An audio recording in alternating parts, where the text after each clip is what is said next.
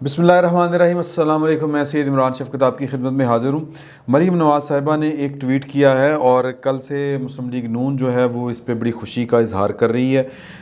جو احسن اقبال صاحب ہیں انہوں نے بھی جو براڈ شیٹ کیس ہے انگلینڈ کا، انگلینڈ کی فرم ہے، وہ آپ سے پہلے گزارش ہو چکی ہے کہ 2002-03 میں معاہدہ کیا تھا پرویز مشرف صاحب نے کہ ہمیں جو پاکستانیوں کے اثاثے ہیں انگلینڈ میں جو انہوں نے ملک کو لوٹ کے بنائے ہوئے ہیں وہ ہمیں ذرا ڈگ آؤٹ کر کے دیں، اس کے ثبوت دیں۔ تو وہ اب دو اس پہ ورژنز ہیں۔ ایک ورژن یہ ہے کہ یہ جو براڈ شیٹ والے ہیں انہوں نے وہ سارے ثبوت نکال کے دے دیے اور وہ سارے پروف دے دیے، لیکن جو پاکستانی گورنمنٹ تھی اس نے ان پر سیاسی سمجھوتے کر لیے۔ تو طے یہ ہوا تھا کہ جو آپ ڈگ آؤٹ کر کے دیں گے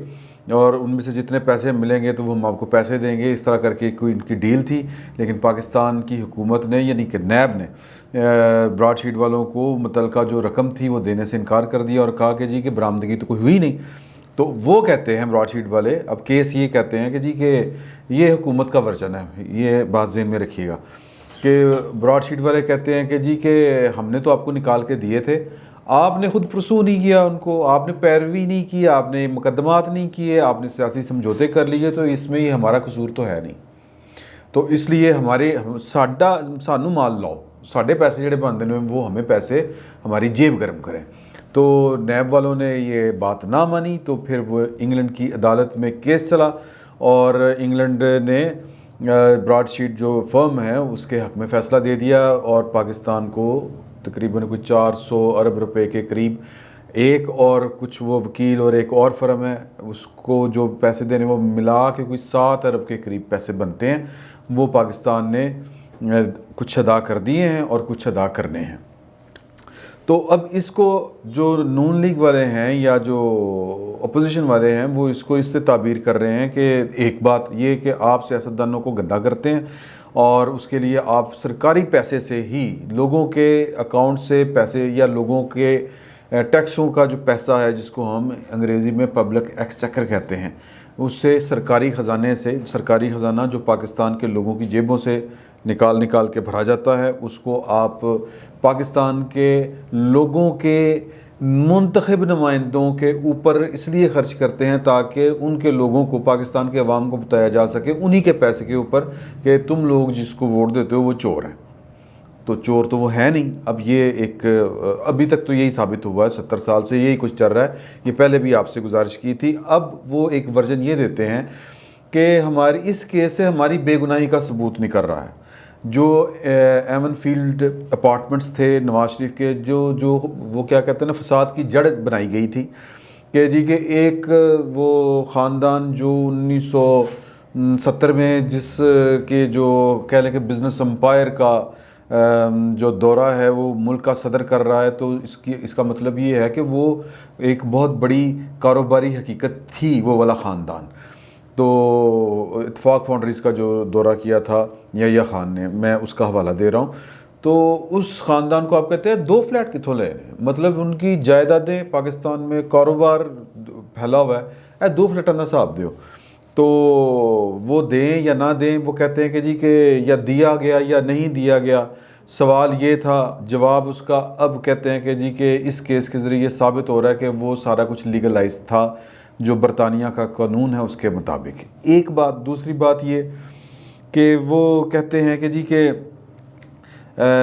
جو جس طرح وہ کہہ رہے ہیں کہ یہ ثابت ہو گئی ہے ہماری بے گناہی، اس طرح ثابت ہوئی، تو وہ کسی ایک نامعلوم قوت کے سر کے اوپر وہ یہ الزام دینا چاہتے ہیں کہ ہمیں پروپوگیٹ کیا گیا، نواز شریف کو سسٹم سے باہر نکالنا مقصود تھا، ایون فیلڈ کا الزام لگایا، وہ جو تھی پاناما لیکس جس کو دنیا نے ردی کی ٹوکری میں پھینک دیا، باقی دنیا کے میں بات کر رہا ہوں، پاکستان کی بات نہیں کر رہا، پاکستان کی ریاست نے تو اس کو اپنے سینے سے لگایا تھا اور وہ بھی اپنی پسند اور ناپسند شخصیات کی حد تک، ورنہ پرویز مشرف صاحب کا بھی نام تھا اور بھی کئی لوگوں کے نام تھے اس میں، عمران خان صاحب کی اپنی آف شور کمپنی تھی، لیکن جو مقصود تھے کہ یار کہ نہیں یہ بندے ناپسند ہیں، تو ان کے معاملے میں پاناما لیکس جو تھی وہ ایک عذاب کر کے پیش کی گئی. یہ ہم نے اپنی آنکھوں سے دیکھا، کوئی پرانی بات نہیں، کسی کتاب کو کھنگالنے کی ضرورت نہیں ہے، یہ ہمارے سامنے ہوا. تو جو پوائنٹ اس میں یہ ہے کہ پاکستان کے اندر اس طرح کی فورسز ہیں. پاکستان میں مریم نواز صاحبہ پتہ نہیں کس کو سنا رہی ہیں یا سمجھا رہی ہیں، تو لیکن یہ صرف نواز شریف کے ساتھ پہلی دفعہ نہیں ہوا. نواز شریف کے ساتھ اس سے پہلے آپ یوں کہہ لیں کہ نکالنا مقصود تھا، ایون فیلڈ کی بات کی گئی، لیکن اقامے پہ بات وہ کاغذ پھرولے تو اقامہ نکل آیا، اور اقامے کے اوپر جناب کے بیٹے سے تنخواہ نہیں لی، چلو جی فارغ. تو اس کے بھی پتہ نہیں کوئی ثبوت ہیں کہ نہیں ہیں. بہرحال ایک محض ایک کاغذ کی بنیاد پر ایک منتخب وزیر اعظم کو فارغ کیا. کیوں؟ فیصلہ پہلے ہو چکا تھا، بہانہ بعد میں کوئی ہاتھ آیا. اسی طرح پاکستان میں یہ نواز شریف کے ساتھ جس طرح میں نے پہلے آپ سے گزارش کی تھی، یہ پہلی دفعہ نہیں ہوا. کارگل والی بات، جب پرویز مشرف صاحب نے فیصلہ کر لیا تھا کہ نہیں یار میں تو یہ وزیر اعظم مجھے پسند نہیں ہے، وزیر اعظم ایڈا تکڑا جناب ہے ساڈے مطلب اپوزیشن بھی فارغ تو فلانا ہی فارغ. تو جب انہوں نے اپنی مرضی کے ساتھ اعلان لاہور کیا، وہ دوستی بس سروس اور کشمیر کے حل تک قریب اور پتہ نہیں کیا کیا، وہ ساری باتیں جو تھیں وہ بھی زیادہ پرانی نہیں ہے، یہ 1999 کی بات ہے، 98-99 کی بات ہے. تو تب فیصلہ کر لیا گیا تھا کہ نہیں یہ اعلان لاہور، یہ جو کچھ نواز شریف کر رہا ہے فارن سائڈ کے اوپر، فارن پالیسی یا جو بھی خارجی امور کے اوپر، یہ ہمیں قبول نہیں ہے. تو کارگل میں جو کچھ ہوا، اور پھر وہ وزیر اعظم صاحب کو اینڈ تک کہتے رہے، یعنی جو تھے پرویز مشرف صاحب، میں نے تو گردن سے پکڑ لیا تھا انڈیا کی، لیکن انڈیا کو گردن سے پکڑ لیا تھا، لیکن نواز شریف جو تھا اس نے ہتھیار ڈال دیے.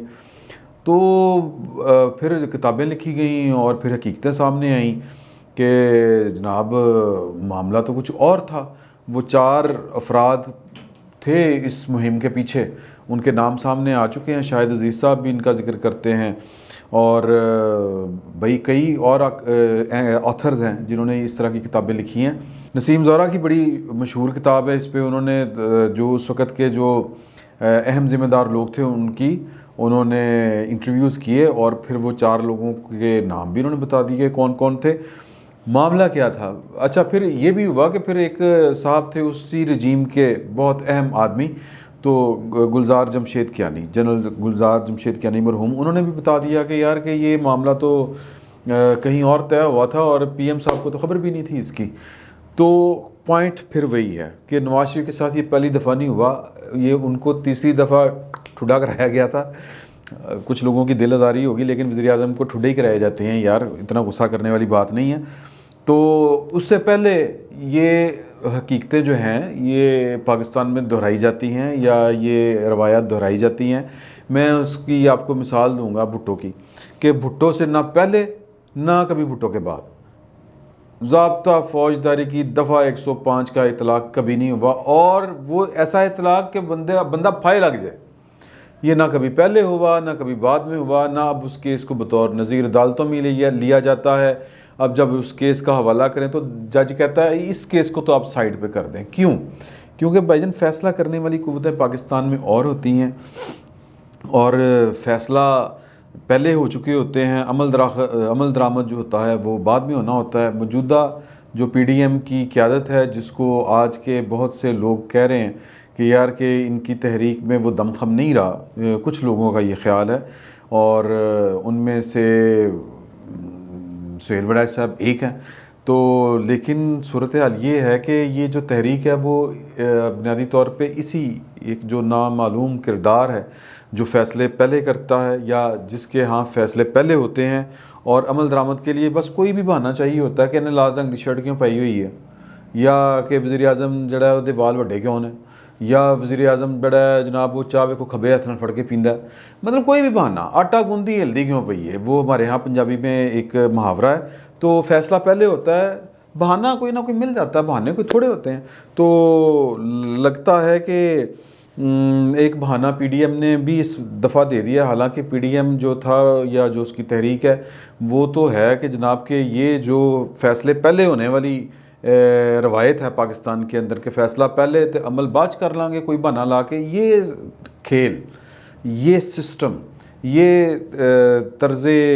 سیاست کہہ لیں، طرز سیاست تو نہیں کہنا چاہیے، طرز حکمرانی کہہ لیں، کیونکہ حکمرانی تو ہمارے ہاں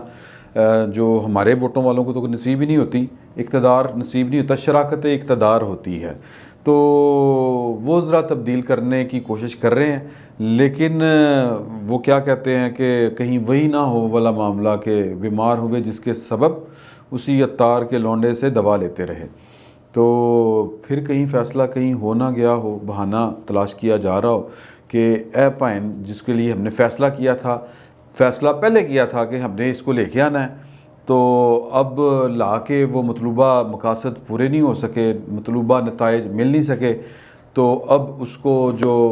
کہہ لیں کہ فارغ کرنے کا فیصلہ ہو چکا ہو، بہانہ ہو سکتا ہے پی ڈی ایم جو ہے وہ اس کا بن جائے۔ دیکھیں کیا ہوتا ہے، آنے والا وقت ضرور بتائے گا۔ فی الوقت اتنا ہی، بہت بہت شکریہ۔